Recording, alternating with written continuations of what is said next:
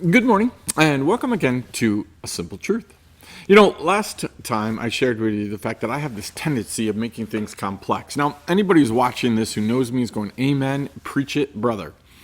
I have a way of making things complex because I tend to overthink things. I tend to constantly be thinking about how I could use something, how I could make something better, how I could add to something, how I could, whatever it is.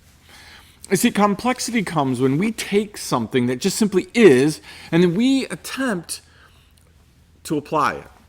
You see, that works in the Christian life with rules and regulations. God has said certain things that we should do and things that we shouldn't do. And those are pretty simple in nature. Don't do this, do this. But then you and I are faced with the opportunity of applying those things in different situations that bring about emotion, feelings, intensity, or even I don't care. You see, when we attempt to apply that which is simple in nature in this world, it gets complex. Last week I told you that one of the reasons for that is because we start focusing in on exceptions.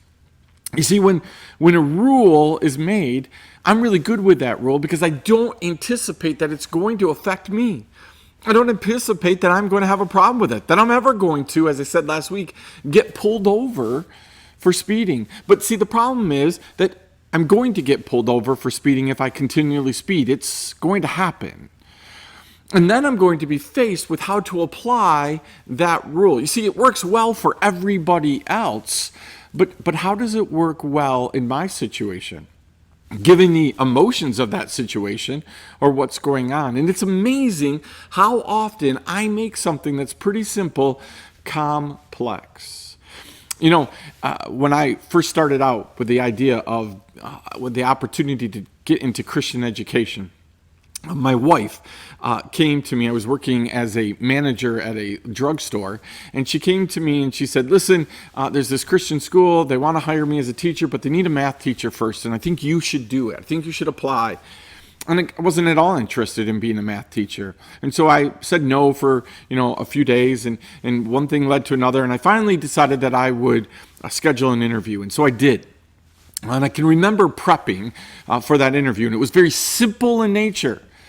I'm going to get there.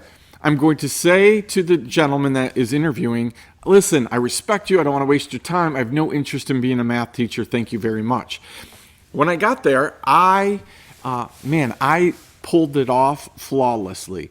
I sat down, I looked at this gentleman, and I said, Mr. Bodemer, no desire to be a math teacher. I don't want to waste your time. And, I thought that was going to be the end of the interview, that he was going to look at me and say, well, thank you for that. Thanks for coming in. I understand.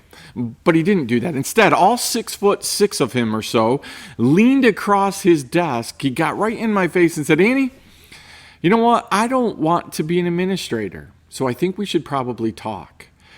And what was a simplistic plan, well, it suddenly got complex because the application changed. What I was thinking at one time was that I was going to be talking to somebody that I had no relationship with, and it was going to be really easy to just kind of dismiss it.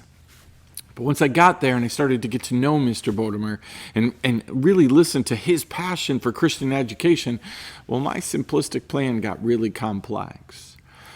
It's what tends to happen to me on a day-to-day basis, and probably you, I would imagine.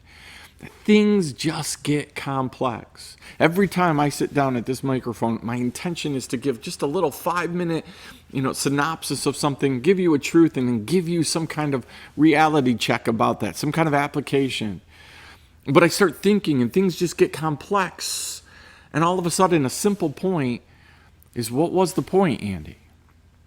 Listen, this Christian life is really simple in nature. God said that it boils down to those two things we talked about last week.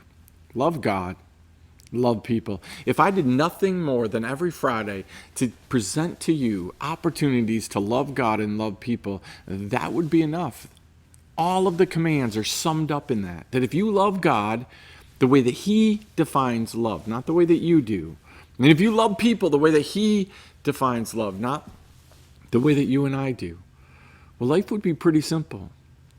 But instead, we keep walking out this life trying to find exceptions to those things. I try to change God rather than love him.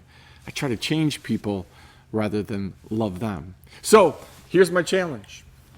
It's pretty simplistic in nature. Today, find ways to love God and love people.